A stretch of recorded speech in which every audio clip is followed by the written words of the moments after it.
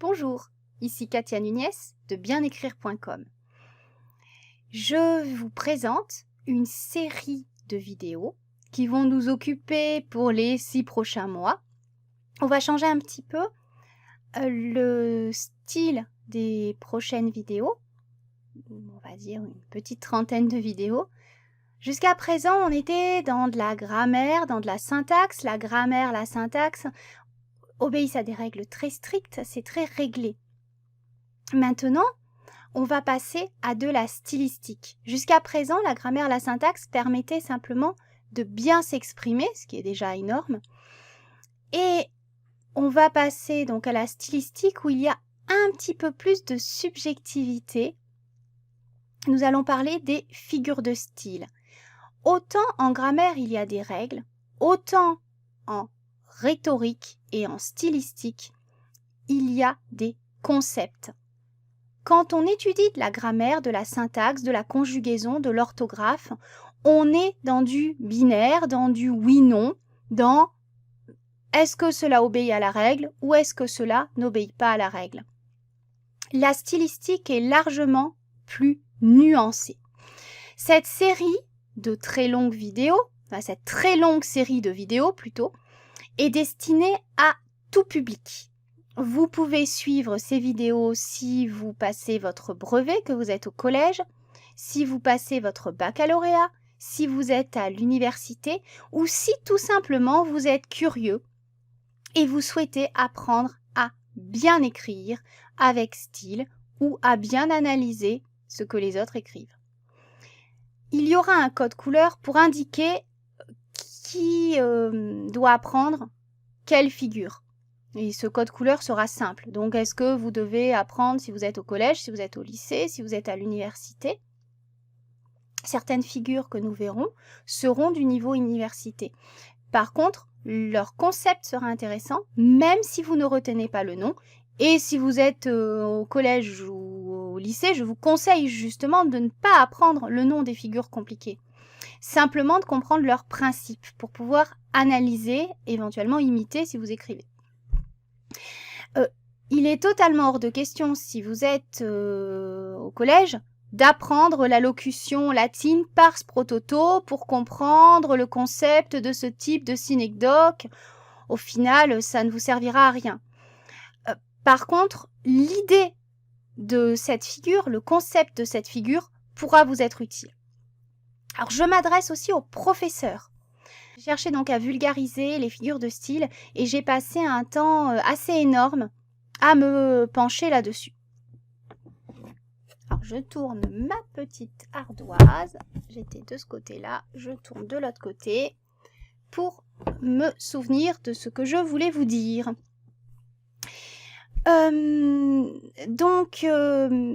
La formulation que j'emploie actuellement, que je vais employer dans les prochaines vidéos, est relativement inédite. C'est-à-dire que je n'ai jamais lu ou vu de vidéos afférents à ce sujet.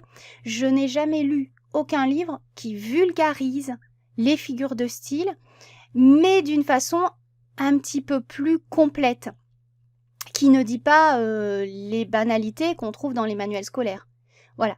Évidemment, ces banalités sont très importantes aussi. Il faut bien aussi avoir quelque chose de très simple, de très direct, qui va droit au but. Il faut bien comprendre que certains spécialistes, les spécialistes des figures de style, les linguistes, voilà, les experts, ne sont pas d'accord entre eux sur de nombreuses figures de style. Il y a même des contradictions entre les linguistes qui ont une vision totalement différente de la même figure de style.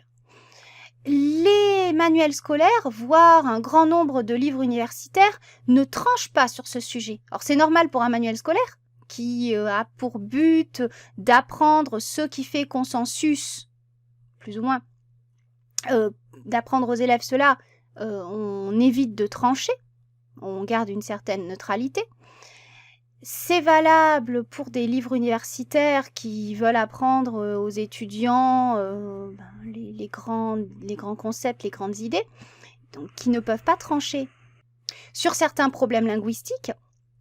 Et du coup, On ne dit pas quelles sont les problématiques qui animent les linguistes, qui animent tous les experts des figures de style. Il me semble que pour faire un bon apprentissage des figures de style, il va falloir trancher sur ce sujet. Et vous allez me dire que vous n'êtes pas d'accord sur certaines définitions, vous allez dire ah ben oui mais là c'est pas ça que j'ai appris, c'est pas tout à fait ça, je suis pas d'accord. Je fais des choix parce que comme tout le monde n'est pas d'accord, il faut bien faire un choix de définition. Donc je vais proposer les différentes définitions qui existent et je vais trancher pour pouvoir faire une analyse correcte. Il faut bien comprendre que les figures de style sont un domaine qui est très peu étudié. La source des figures de style, c'est la rhétorique. La rhétorique, on a deux auteurs. On a Quintilien, on a Cicéron, c'est-à-dire l'Antiquité latine. Depuis Quintilien et Cicéron, il n'y a pas eu de nouveauté en rhétorique. Ils ont verrouillé le domaine. À chaque fois qu'on parle de rhétorique, on parle de Cicéron, on parle de Quintilien, on est obligé de les citer et on ne peut rien inventer de nouveau par rapport à eux. À l'époque de Louis XIV, on a quitté la rhétorique pure pour avoir une volonté d'ornemental, c'est-à-dire faire beau. Et là, il y a eu quelques nouveautés parce qu'on est passé de l'argumentatif au poétique en fait. Le problème qu'on a est qu'il n'y a pas eu de grandes études modernes de stylistes, de linguistes qui ont fait de la stylistique et qui sont des références depuis les années 80. Donc dans les années 60 à 80, on a des références que j'ai lues, que j'ai analysées, que j'ai simplifiées pour pouvoir vous donner un maximum d'informations pertinentes et réfléchies. Voilà. Donc on a le groupe Mu, on a Duprier, Molinier, Robrieux, qui ont marqué un renouveau stylistique. Donc il a fallu attendre 1960 pour avoir un renouveau dans l'étude de la stylistique, pour avoir des experts. Ce que je vous propose dans cette série de vidéos, il y en aura à peu près 2, voire 3 par semaine. Il va falloir accélérer le rythme pour être prêt pour le bac, pour ceux qui passent le bac. Eh bien, ce qui va être assez nouveau, c'est que je vais simplifier la stylistique pour qu'elle soit accessible à tout le monde, qu'il n'y ait pas besoin d'être à l'université pour comprendre ce qu'est la stylistique, pour comprendre les figures de style de la stylistique. Alors, je vais changer les exemples. Je n'en peux plus de voir les manuels scolaires qui ont toujours les mêmes exemples.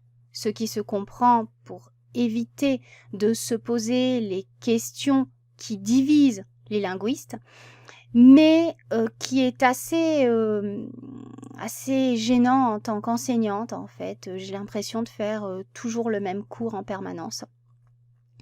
Donc, je vais changer les exemples. Il n'y aura plus l'obscure clarté pour l'oxymore. C'est un très bon exemple, mais à force de le voir, on n'en peut plus. Je vais inventer des exemples s'il le faut pour avoir une certaine diversité. Quand le reste du temps, j'utiliserai des exemples d'auteurs.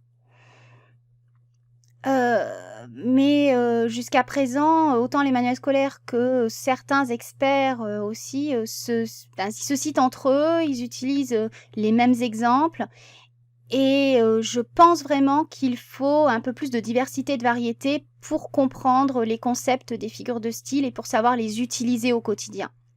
Les utiliser quand on écrit, les utiliser quand on en a besoin pour convaincre, quand on veut bien s'exprimer, dans une conversation, dans une argumentation, peu importe, et aussi les comprendre à l'écrit, les comprendre quand on lit un grand auteur, et puis aussi les comprendre quand on écoute quelqu'un et qu'on veut un petit peu analyser ce qu'il dit et comprendre les sous-entendus, comprendre la façon de faire pour convaincre, etc. Donc, le cours que je vais faire lors de ces prochaines vidéos est un cours que je n'ai jamais fait à mes élèves. Je n'ai jamais dit cela à mes élèves Alors évidemment, la base reste toujours la même. Par contre, je n'ai jamais formulé les choses ainsi. Et je vais aller beaucoup plus loin que tout ce que j'ai toujours dit à mes élèves. Il va y avoir 4 vidéos d'introduction. Oui, vous allez me dire, 4 vidéos d'introduction, c'est énorme. Y a-t-il besoin vraiment de faire 4 vidéos pour introduire le fait de parler de comparaison, métaphore, personnification, allégorie, etc. Et bien d'autres que vous ne connaissez pas, dont vous ne connaissez pas les noms, mais qui vont vous être utiles quand vous allez comprendre leurs principes. Donc, y a-t-il vraiment besoin de faire 4 vidéos d'introduction? Oui, parce qu'il faut vraiment poser ce qu'est une figure de style. Vous savez, le mot figure de style, en lui-même, ne fait pas consensus. Tout le monde n'est pas d'accord sur ce qu'est une figure de style. Et souvent, on va trouver la définition une figure de style est une figure de rhétorique. Et ensuite, on va chercher figure de rhétorique et on va dire une figure de rhétorique est une figure de style. Donc finalement, on a vraiment du mal à définir figure de style. Je vais tenter une définition de figure de style en m'appuyant sur ce qui a déjà été fait, mais en allant un petit peu plus loin, quitte à ne pas faire l'unanimité, à ce que tout le monde ne soit pas d'accord. Enfin, ce sera le cas d'ailleurs, tout le monde ne sera pas d'accord. Les linguistes qui me regardent vont bondir sur certains éléments parce qu'ils vont dire oui, mais c'est contestable, c'est critiquable. Simplement, si je ne fais pas du contestable, si je ne fais pas du critiquable, je ne fais rien. Et je vais utiliser tout le temps les mêmes exemples que l'on voit depuis 50 ans dans tous les manuels scolaires et un grand nombre de livres d'experts. Donc ma première vidéo, après celle-ci, sera la définition de figure de style, qui n'est pas si simple qu'il n'y paraît. Ensuite, on verra les principes d'une figure de style. On s'intéressera en 3e vidéo à comment analyser les figures de style. Dans la 4e vidéo, nous verrons ce qui fait la richesse d'une figure de style, comment déterminer la richesse d'une figure de style. Est-ce qu'une figure de style est intéressante ou non au final? Cette vidéo est inédite, je n'ai jamais lu nulle part quoi que ce soit sur déterminer la richesse d'une figure de style. En dernière vidéo d'introduction, nous verrons la légende, c'est-à-dire le code couleur qui vous permettra de déterminer ce que vous devez apprendre en fonction du niveau que vous visez. Je lirai tous vos commentaires et je vous dis à très bientôt sur Bien Écrire. Vous pouvez me retrouver sur le site internet bien-écrire.com, sur Facebook, Bien Écrire le français. Vous pouvez vous abonner à ma chaîne, voilà.